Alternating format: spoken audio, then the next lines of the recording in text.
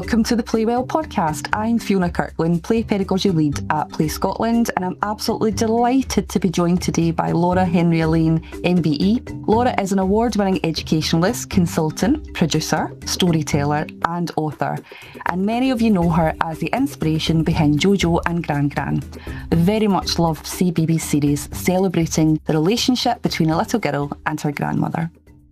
Laura is also the author of a number of wonderful children's books, including the Maya and Marley series, My Family, Your Family, and My Skin, Your Skin, which opens up very important conversations around identity, belonging, race, relationships, family, and community in such a warm, thoughtful, and child-centred way.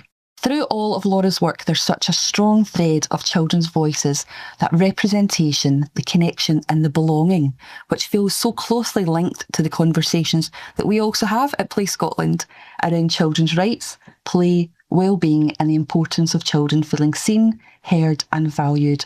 So today, Laura and I are going to have a very relaxed conversation about childhood, play, stories, representation, belonging, community, and the role that adults play in helping children feel safe, confident, and connected. So, Laura, thank you so much for joining us today. It's really lovely to have you here. Thank you so much for inviting me. It sounded like my eulogy at my funeral, you with that introduction. So thank you so much. You've been a very busy lady though, so it's nice to make sure you get a bit of credit for all the hard work that you put in. Thank you. Thank you and received. So just to start us off then, for anyone listening who might not know about your work yet, could you tell us a little bit about yourself and what sits at the heart of the work that you do? Yes, so I've had nearly 40 years working within early years primarily. And I think everything that I do comes back to the child, as you said, the voice of the child, children's rights, that sense of belonging. So even though I haven't directly worked face-to-face with children within a classroom setting, or I would say about 28 years, everything that I've done from being a lecturer in an adult education college, from going around the world, places that I wouldn't have dreamt going to as a child, talking about children, early years and their families, from writing children's books, from working in children's TV, every thing that I do comes back to centering that child and making sure that every child is seen, irrespective of their background. And that's lovely to hear. That's one of the, in Scotland, we've had a play strategy since 2013, and that really drives a lot of our play strategy to making sure that every child, regardless of background, race, religion, anything, everything really makes that time to actually have that quality, inclusive time to play, which is wonderful. So what role, you're full of imagination, your books are fantastic. What role did play, imagination and storytelling have in your own childhood? And do you think that's really shaped the work that you actually do? Absolutely, I would say so. I mean, just as a quick summary, my parents, we lived in sort of like a beautiful area in London initially, because I'm of St. Lucian heritage. And most of the St. Lucians, when they came over, they lived in an area called Paddington, not near Paddington Station, Paddington Bear. It's actually sort of Maida Vale, was a massive house. And my dad didn't pay the mortgage. We became indirectly homeless. I don't remember much of this because I was probably about 2, 3 at the time. Then we moved into an area in North Kensington, which is literally opposite the Grenfell Tower. Most people know about the Grenfell fire that happened 9 years ago. And we lived there. Then we moved to another area in North Kensington, and literally on this council estate opposite, we had a park, we had an adventure playground, we had a library. And after school, I'd run home, get changed, put on my outdoor clothes, and we were in that adventure playground. Probably go home, have a glass of juice and a biscuit, as it was in those days. Go in the adventure playground. Adventure playground shuts at 6. We would back home for dinner, and it was the same within the school holidays. We'd be playing on the estate, in the adventure playground, and in the park. To the point, my book, Maya and Marley and the Great Big Tidy Out, actually is based on Horniman's Adventure Playground. And we were very fortunate. We did have a goat and a three-legged sheep, sorry. And the goat was called Arnold. So in Maya and Marley, we have two goats, because when I did research, it's better to have two goats together rather than one goat. But that was back in the 70s, you know. So then we've got the new book, Maya and Marley, and the new friend, and again centering around the community, that sense of belonging. So I would say everything that I do, whether it's a fiction book or non-fiction book, children's TV, it does indirectly come back to my childhood. Even some of the names of the characters is family members, friends, etc. So I think very much so my stories are from that lived experience, you know? And that's lovely as well, because obviously, you know, I was really interested in transition. And you'd really, in your childhood, you know, you'd a number of transitions really there from, you know, moving and moving. And I suppose your new book, The New Friend's a lovely one when you think about it, because a lot of children have a lot of transitions, you know, and it's probably nice to have that, be able to read about it and recognise yourself as well. Exactly. In this time of coming up until September, where a lot of children are transitioning into school. Actually, when I look at the book, here's one I made earlier. I've got it here. He talks about Kazuki, who's the new friend. He comes in and he's nervous, he's worried, he's anxious, and Maya and Marley are picking up on that. And it's something that Maya does. She crunches a leaf. And for myself, within that time, I think I changed primary schools 3 times as a result of moving. And then I spent probably 4 years in one primary school to the end. So in my early years, I did have a lot of transitions. And Fiona, you're probably one of the first people that have actually said that I probably have had without recognizing it. So maybe subconsciously, that is what I write about. So equally, it's about, in this book, children being able to label their feelings. How are they feeling? I'm feeling scared, I'm feeling worried, and being able to share that with a peer or share it with an adult. But on the other hand of that, I'm inviting children to think about when a new child or a new adult comes into their space, what must we do to welcome them? And when I have shared this book, so on my travels, you know, children are saying, say hello, you know, give them a toy, give them a drink. So children do have that level of empathy. So yes, it's not Maya and Marley start school.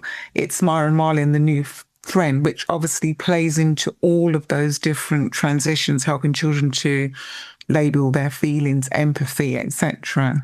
Suppose as well, when you think about it, it's nice that you've called it that rather than starting school, because actually, you know, it could be starting nursery, it could be starting, like, you know, sometimes you have children who will start school throughout the year, you know, a new person that, you know, that maybe starts in September or October. The other thing as well, hopefully as well, but as parents read it, you know, sometimes it's one of those things that maybe, you know, if they've got a new person starting at work, for instance, it might help them recognise that actually to be that bit of friend. I think everybody needs a bit of friendliness, don't they? Exactly. And I said that. And I do remember when I qualified working within early years, many, many moons ago, Fiona. And when the head of the centre, was equivalent like a children's centre, when she interviewed me, and I got the job, and she said to me after, you got the job because I said something in the interview as one of my answers, something words to the effect, I wonder how I would feel if I was a child. And I think that literally swung it for her, because I was putting myself in terms of how it feels like for a child. And I said, oh yeah, you know, I have to feel that. What does it feel like for a child? And how would I feel? And we've all had those feelings, haven't we? When we started a new job, we all get that night before, what are the people are going to be like? What are the, the environment, if it's a big place you're going into, you know, where's the staff room, where's the toilets, etc. That's always my most important one. Yeah, Where's exactly. The toilet? Yeah, and I tell a funny story. I remember when I worked in the local authority within the education department, I was registering and inspecting nurseries, childminders, adventure playgrounds out of school. And on the first day, I went to the toilet, as you do within my induction. and I pulled the cord.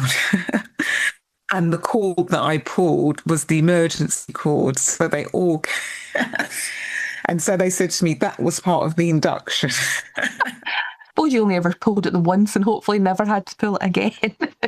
You were talking about your early years and, starting in your nursery, and we were talking about that. So if you want to just continue on, that would be great. Yeah, and I just think it's, where I just shared that example of when I started in that new job and I did that mishap in pulling a cord. Obviously, I could laugh and joke about it with the colleagues, but again, coming back, imagine if something like that happened to a child who was age 3, starting somewhere, and they may not have the words to vocalize that. So it's as important that, adults who are supporting children to come into a new environment, that they do lean in, listen, and really connect with the child in terms of where they are. Lovely. Thank you very much. That was actually going to be my next question, really, just about what children need from adults nowadays, really. Yeah, I think it's that to expand on that a bit more, I think is to have that level of professional curiosity.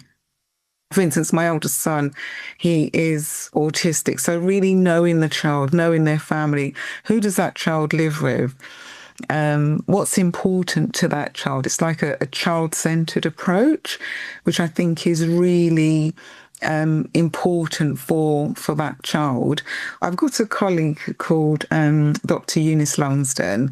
She's a professor now, Professor Eunice Lumsden, head of early years at Northampton University. And many years ago, probably about 10 years ago, I hosted a conference and Eunice spoke, and she said, on the first day when she was talking about transitions and settling in, rather than going through all your 10,000 policies and procedures with a new parent, maybe pose a question. Yeah, obviously some of the policies and procedures are important, safeguarding, etc. And just say to that parent, why did you name your child? And that to me is really profound. Yes, obviously we may have to reframe it if the child's kinship care, adopted or fostered. And that is a really lovely, I think, way of giving that parent the voice and the opportunity to share their story, because many parents have never been given the chance. And on Saturday, I was doing an author event and going around talking to children. After I read the story, there's an activity. And it was Mum. She shared with me the child's name, and it was a very unusual name. And I said, oh, I've never heard of that name before. And she said, oh, it's from a film. And I said, oh, I know the film, but I've never watched it. And then I actually went in to share that. And I said, actually, my mum named me Laura because she was watching I'm a Child of the 60s, a black and white matinee on a Saturday or Sunday. And the leading character was called Laura. So she said, if I ever go, I'm going to call her Laura. My middle name is Josephine, hence JoJo and Gran Gran, which was after my paternal grandmother. So it's about then parents given the opportunity, and some children are named after a family member. It could be they're named after a relative that have just died. It could be a cultural reason that the first child is called this. Or, for instance, in the Ghanaian culture, children are named after the days of the week. So it's really important to do that. I call it that leaning in, listening, all the 3 L's, lean in, listen and learn with parents. Or it could be that parent has had, 3 or 4 miscarriages, and this child that they're handing over to you is the 4th child that has made it through the 9 months. And when I've been sharing that on my travels, and then whether or not it's an out of school place, adventure playground, etc., the staff say to me, wow, it has really changed the relationships that we have with parents, where we empower parents to share their story. That is absolutely fascinating. I worked in early years for a really long time as well, and I've never once asked anybody why they call the child. You know, it's something we ask them about. What do the children like to do? What do they, you know, what do they not like? All these things that we normally ask, but never once. That is absolutely fascinating. It's relationship building, isn't it? It's just really, so, and with me then on doing those authors visits, you can imagine, you know, on Saturday I had probably about 60 children in this room. And I tried to go around as many as possible. And it's a really good way of interacting with making that child feel quite special. When I'm signing books as well, especially if it is a name that I don't recognise, I say, oh yeah, that's good. You know, my niece is called that, you know, my nephew, my son's called Ryan, but I spell his name with an I, and then I talk about that, the reasons why that was, etc. And it's a way of, I think that we indirectly, I think we don't realise sometimes, we bombard parents with information. And I feel that sometimes some of it is, yes, it's necessary, but I feel that we should just step back. And I always say to take a pause for a cause and think, how have you allowed this parent to share their story with you? That's absolutely fascinating. I know I worked in one of my favourite nurseries I was in. It was an area of really high deprivation. And again, you're right, you know, you're not just looking after the child, you're actually supporting the family as well. And if you can get that right and support the family, actually you're indirectly supporting the child anyway. You know, isn't it? It's just, I was in a school recently and we're talking about emergent writing, and you know, as a teacher you sort of would have all your laminated names and everything for the children to put their coat pegs up. Yeah. And it was wonderful because I was in this school and they had, this little boy had written his own name, and it actually was just 2 circles that he'd written, but for him that was Harry, and the teacher had then popped his, you know, his name that he'd written on there. And I thought, how wonderful is that? It's that real sense of belonging. That's right. Know, actually, that's Harry's coat peg, that's my coat peg. You know, it's just actually a teacher recognising that, and it's wonderful to see that happening in practice. Exactly. It's that sense of identity, in part of which I've just pulled up from my desk here. In the book, they make Marley and the New Friend, that welcoming thing, Kazuki, his suggestion, they've empowered him because he likes doing origami, is they make bunting. So part of one of the activities we do is, after I've read the book, is the children make their own flag for the bunting. And so again, that's personal to them. I mean, this is on paper, but I would say to settings to do it on card. And then that's a way then of displaying it. And one of the things I've said on my travels is what settings could do is to have it displayed in terms of the bunting in the setting. And then when a child leaves, they can give their triangle to them. And then when a new child starts, they can add to it. So the bunting is a way of that sense of belonging. Everybody belongs here because a piece of you is actually in the setting. Wouldn't it be wonderful as well if they were able to take that piece of bunting and take it to the next place they went to? Yes, exactly. And then the next place they went to. Exactly. Already they've got that lovely bit about themselves that they've actually shared. Exactly. And what I'm going to do is I do a lot of free resources. As many colleagues know, I try to upload something of significance at least once or twice a week that is very useful and it's free.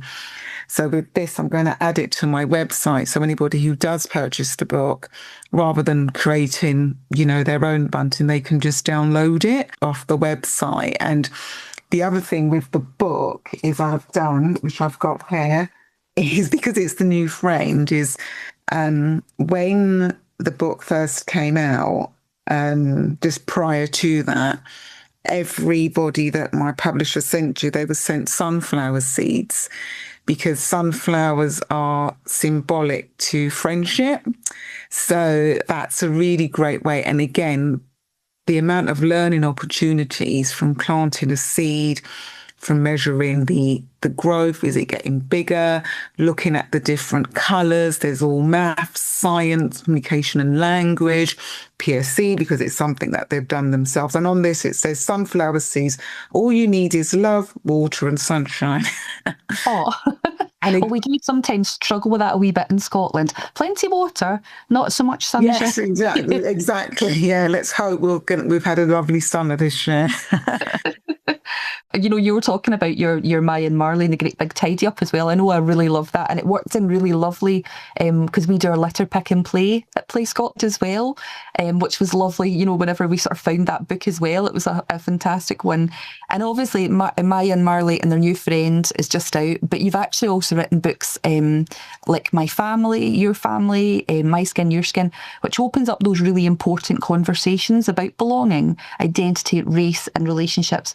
What kind of conversations do you hope your stories open up for children and their families? I think for me, it's that starting point, isn't it, around that belonging and children being able to learn a new word. And when I'm delivering training, I have this slide where I talk about a keynote, and it's titled "Tried Something New Today," which is the old Sainsbury's strapline heading.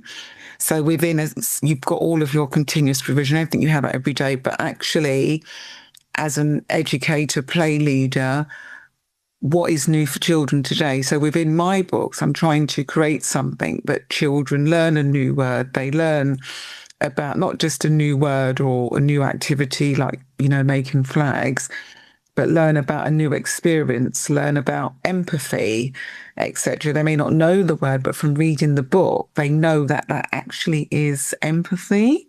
So I think going back to that point, if I mentioned it earlier, I feel all of my books come back to my lived experience, whether or not it's a fiction book or non-fiction book.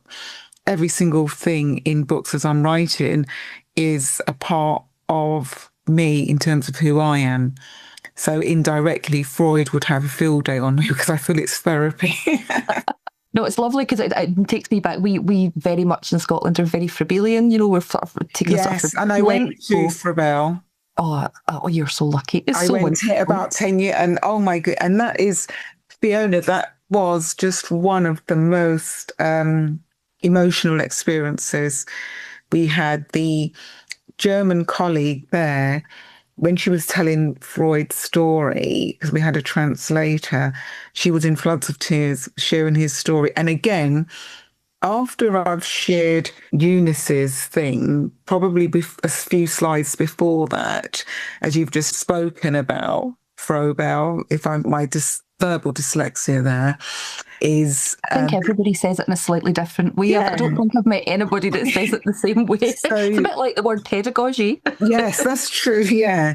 So Dr. Jackie Cousins, I saw deliver a keynote about 12 years ago, and Eleanor Goldsmith, who we all know for heuristic play, working with babies, key person, etc., was her advocate. And I share a story, and then I go on to Frobel about, the experience I had with him. And in terms of, yes, he started off as an architect, but because of his lived experiences as a child, this is what he actually, created. So actually, probably some of my books actually do lean into those principles as well.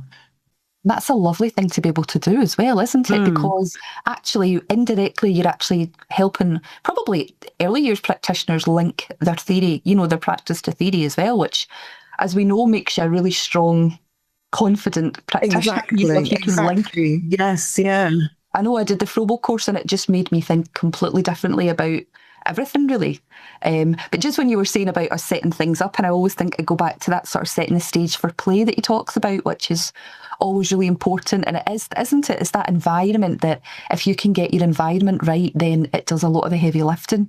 And if you can put it in with, your intentional planning and all these wonderful things that we do in early years, naturally, it does make that really rich environment for our children. So I'm just moving on to sort of JoJo and Gran Gran, which is fantastic. I think, am I right saying that was the first cartoon of people with colour on? Yeah, it was the first Black British animation, which came out 6 years ago. And so that was as a result of some of the consultancy work that I was doing. Then I wrote the book because my grandmother died when she was 101. And she was 101 in St. Lucia. Everybody must go to St. Lucia. It's a beautiful country. And when we went back for the funeral, and we went to the funeral, I came back and I was just so grief stricken. I was just yeah, just really grieving. And I remembered all these beautiful stories she used to share with me when I was a child, which I didn't probably remember a lot of them because she went back. My grandmother and my parents are part of that Windrush generation, and they were never meant to stay permanently in the UK. The idea was to come over and help the mother country after the war, then go back. And so my grandmother was one of the minority that actually did go back to St. Lucia with my grandfather. So when we used to go and visit her, she'd tell me all these beautiful stories. And then she's then shared, and then I thought, oh, I remembered all these stories with a smile on my face as I was going through the grieving. And I thought, oh, I wonder, I used to work directly with children, if children would love a story about a little girl and her grandmother. So I wrote the book and I thought, what will I call it? And so again, because my middle name's Josephine, JoJo and Gran Gran. And so it does what it says on the tin. And so 6 years in, it's global, it's around the world. And my grandmother should be very modest about it. And actually in JoJo and Gran Gran, for the colleagues that have seen it, it does centre quite a lot on play because they're literally out and about doing Wonderful. things, Well, why not centre and play? It's the most important thing. Oh, absolutely, absolutely. Do you think it's really important that all children then see themselves and their families and communities represented on screen in that way then? I think it's so important, and I have uploaded recently, because I talk about this quite a lot. Some of the colleagues may be familiar with a professor called Dr. Rudine Sims Bishop, and her essay paper from around over 30 years ago was called Mirrors, Windows and Sliding Doors, especially relating to children's books, but we can actually mirror it also on children's TV. So the mirrors aspect of it, as an example, in Marley and the Great Big Tidy Up, is most children who are of Caribbean heritage would know what cornmeal porridge is. So I talk about Maya and Marley start their day with their favourite breakfast, cornmeal porridge. Maya loves the nutmeg and Marley loves the ginger. It reminds them of Auntie Bab's recipe from Grenada. So most children who are of Caribbean origin would have had cornmeal porridge for breakfast with the different spices. So that's the mirror aspect. Those children can see themselves in the book. Then the windows is for other children to start looking through and develop that sense of curiosity. And then the sliding glass door is children to step into that world. Oh, I wonder, is cornmeal porridge different from the porridge we have in the UK? Does it taste different? Does it look different? They may want to find a cornmeal porridge recipe and make cornmeal porridge. So the idea of diversity in children's books and children's TV is not just for those children. For instance, a child who's got 2 mums, 2 dads, a child who's got a disability, a child in foster care, that they can see themselves in that book. But for other children to do the 3 L's once again, the leaning in, the listening and learning about other cultures and other people's way of life, and a reminder that we all belong in a global village. So diversity in books and TV benefits every single child. I always think the great thing about your books as well are they're not done in that sort of tokenistic way either. No. Because I think particularly children see that. They do, and I think it's really important to make sure it's authentic and genuine. Exactly. And I think coming back to your point, Fiona, on tokenism, is that this is a conversation I have when I am delivering keynotes, is what is tokenism? What does it look like and feel like? So say, for instance, we know that when it's Lunar New Year, we may put out the red, the yellow, children taste noodles, etc. But what I invite anybody who works with children is to think, yes, we do need to celebrate other festivals and acknowledge. I mean, when I was growing up, I didn't know about Diwali. I didn't know about Hanukkah, okay? But I think it is very important that children become culturally aware of others. So the question that I have in terms of a propagation is to start with, before we celebrate or acknowledge this festival or celebration, does it empower this community. And that should be the starting point. And that will take you away then from it being tokenistic, is the empowering. And I think as well, it really, things like your book, My Skin, Your Skin, really opens up those conversations for adults who might feel nervous about, obviously this huge thing that actually it shouldn't be a huge thing. It should just be, it should come naturally to us all to be welcoming to everyone. Exactly. And I think now, as we all know, we are living in, I think, very worrying times in the UK and globally. And I think it is important that we do acknowledge that, unfortunately, children within their early years have experienced racism. So it's important for us to talk about it. Similarly, that we will talk about bullying. We will talk about when people are being mean. Do you know what I mean?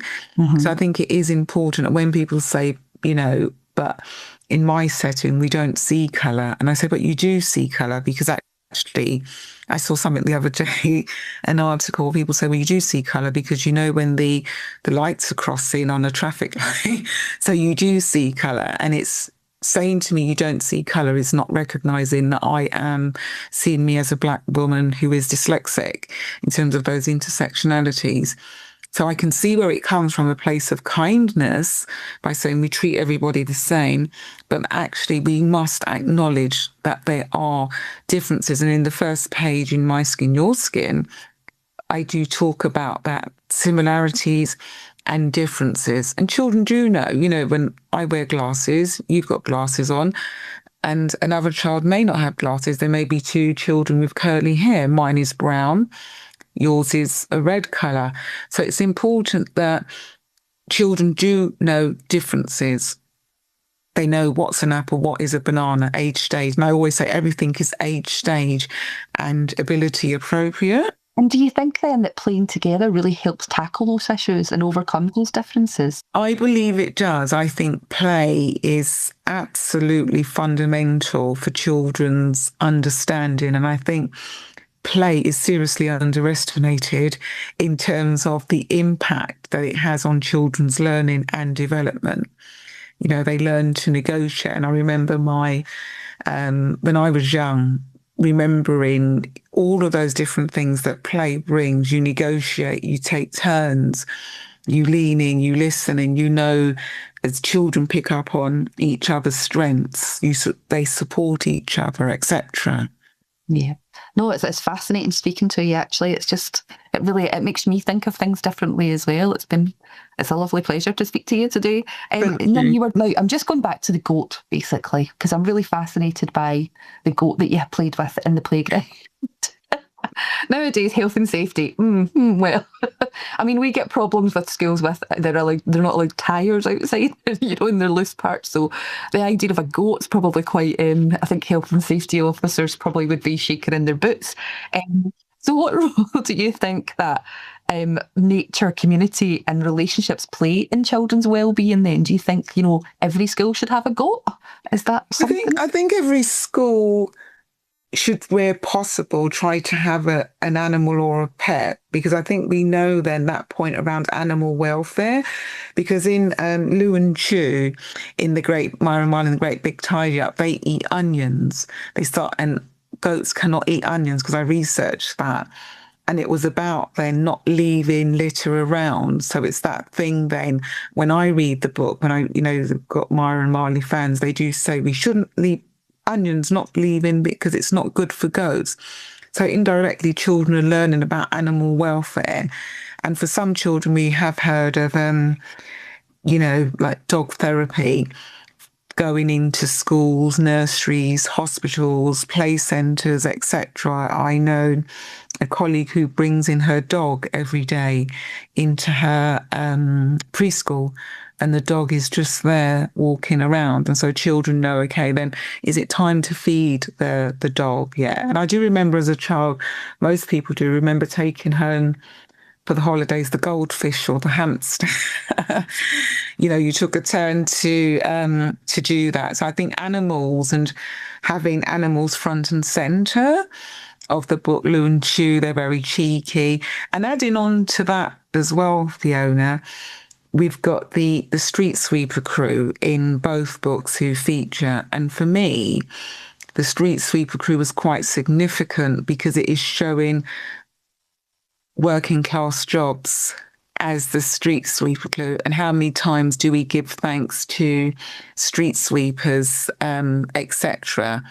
And that came about because one day I was driving back from my mum's and the sat nav takes me different ways, and we went to, it drives me past their depot. So about 3 o'clock in the afternoon, there was a line of about 30 street sweepers in their orange high-vis uniform turning into Lots Road in Chelsea. And I just thought they need to go into the book, you know, as a celebration. Sometimes as well as these jobs, they're there, but they're invisible, actually. People, you wake up in the morning and the streets are clean, but actually sometimes you don't always think how that happened. It's as if fairies appeared in the middle of the night and cleared it all up. Exactly. Absolutely. And they come in as well and do that bit of supporting, problem solving, saving the day. So in the book, the street sweepers are seen as the heroes and sheroes, you know? Oh, that's lovely. It's nice to actually recognise everybody's job, because it's always important. Exactly. Absolutely. And so, but you're right, sometimes we do forget about that as well. So obviously thinking about like childhood today, obviously you're surrounded by children all the time, and you're, you know, when you're with your books and your TV and things as well. What gives you hope about childhood at the moment? Because I know we're sort of, it's really difficult times just now, and sometimes particularly parents, you know, can sort of, I know for myself, I just stopped watching the news because it just depresses me, like, you know. So again, it's something that, what do you think about childhood just now? What gives you hope about our next generation? I think we just need to keep on giving children a voice and supporting children with that empathy, right from wrong, and supporting the adults that work with children to show that there is a different way. And we know from the impact that screens are having on children's holistic well-being. And for me, I always say we mustn't, just bringing in parents here, we mustn't bash parents that their children are on screens. And we know the stories of children trying to swipe books, trying to enlarge pictures on books. But I feel if we were able to support parents with alternatives, give suggestions, what they can do instead to support their children within their home environment, because what parents don't know, they don't know. So what can we share with parents what we mean by play and learning within the home environment? And then that will have an impact on children's learning and development, you know? You're right as well, because we quite often at Play Scotland, we are sort of asked a lot about digital play, and it's a really tricky, contentious issue, because I suppose when we think back to COVID, that was actually the way that we, you know, children were on screens all the time. That's how they learned. That's how they spoke to granny, you know, all these things. And then suddenly we're saying, well, actually, no, you can't now use your screen. You know, you have to go and do it. And some of those children maybe didn't have experienced much before COVID, really. Exactly. For them, that's actually the norm. Whereas for us, that's not been the norm. And we've managed to sort of go back the way and back to what it was, you know, sort of pre-COVID. And we think, oh, well, okay, we don't need to go and do Minecraft. We can actually go and build, you know.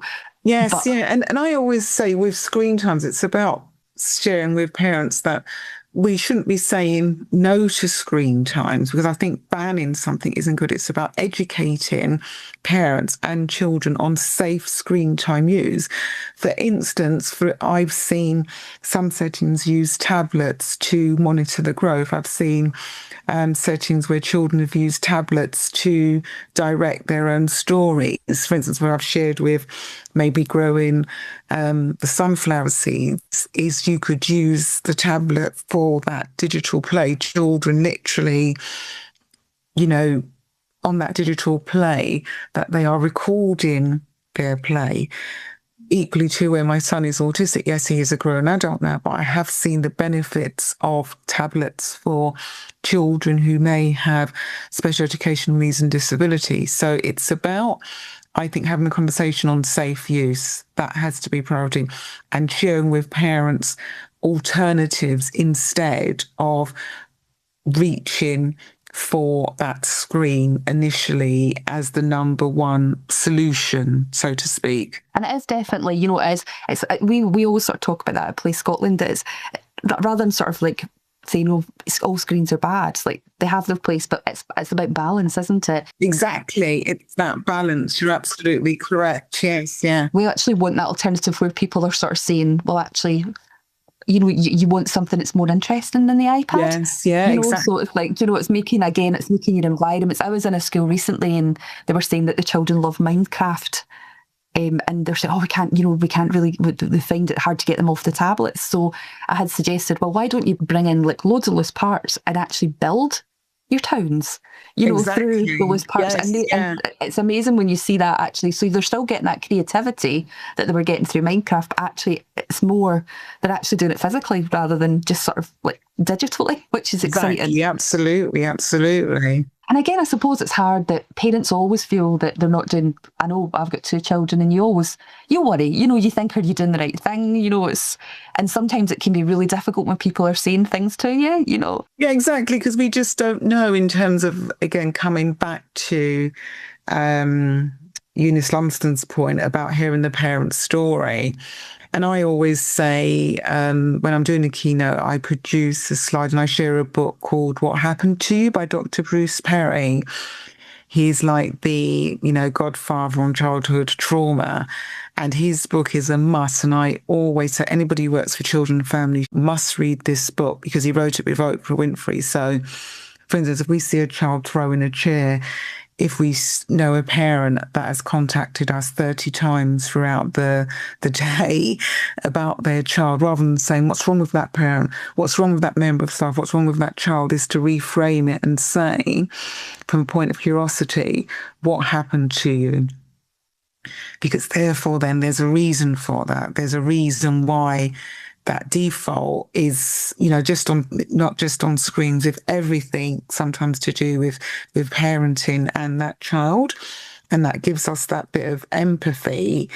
So I always recommend that book, because I think it's a must. That sounds really good. I'll definitely have to get a note of that, and I'll be reading that, because I know in Scotland we work an awful lot with Suzanne Siddiqui. Yes, and obviously our ACEs are, you know, our adverse childhood experiences, which is, I think there's more and more of that recognised throughout practice really in Scotland as well, that not everybody has this lovely, shiny, sort of famous 5, you know, Blighton type childhood, you know. Exactly, absolutely. And recently with the Children's Laureate Frank Cottrell Boyce, I was at an event, and yes, we want to encourage children's reading, but we have to recognise that some children do live in temporary accommodation. Some children, there's furniture poverty, etc., etc. So for those children, they're not unfortunately going to have a book at home. So it's about what can we do instead to support them. That's why I love libraries and mobile libraries, for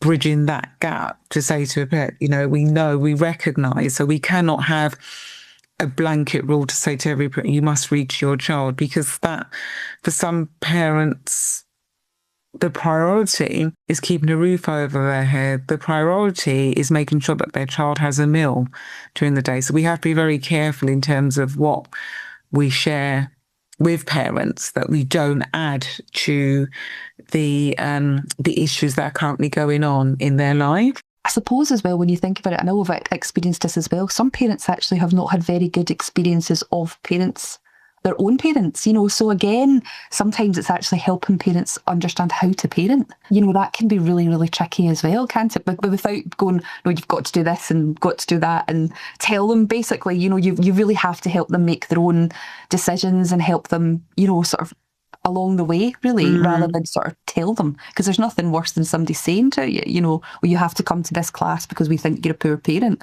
You know, and rather than sort of getting everybody together and sort of model it and sort of, you know, and like sort of letting them chat amongst themselves is so important. Exactly, absolutely. Yes, yeah.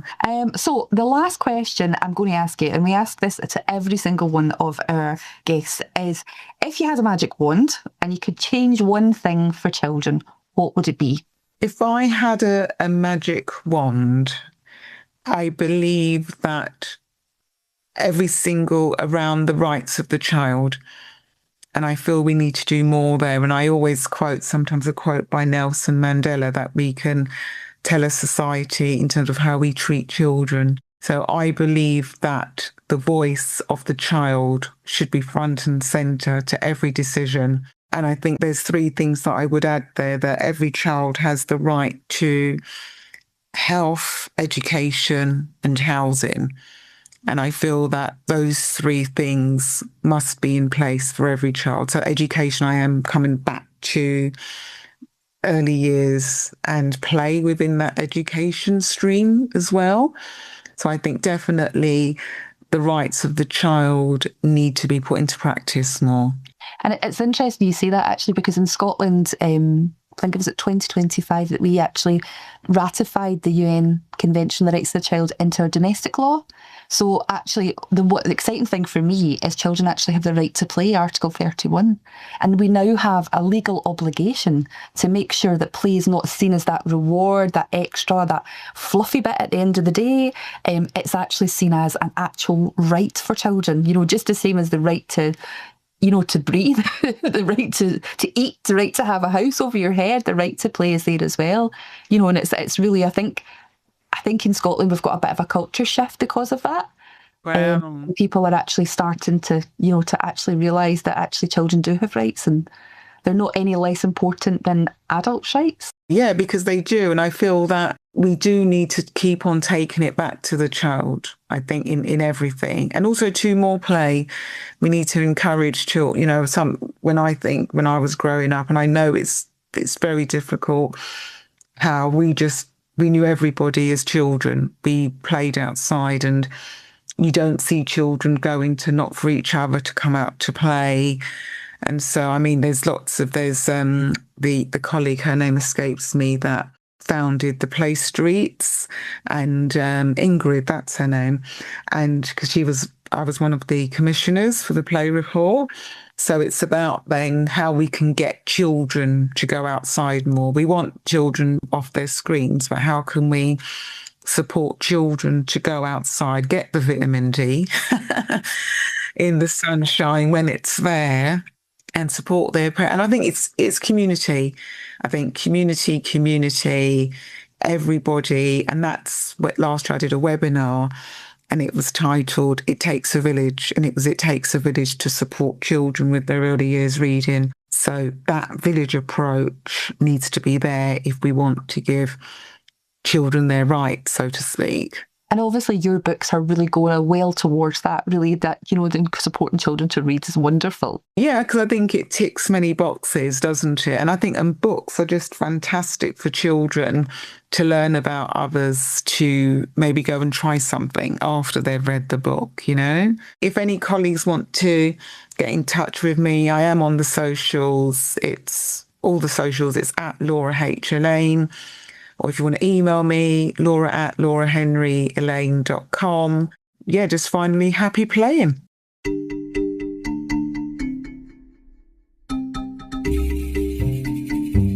Thank you for listening to our podcast. Don't forget to subscribe on your favourite app or follow us on social media. And if you'd like to know more about Play Scotland, please visit our website, playscotland.org.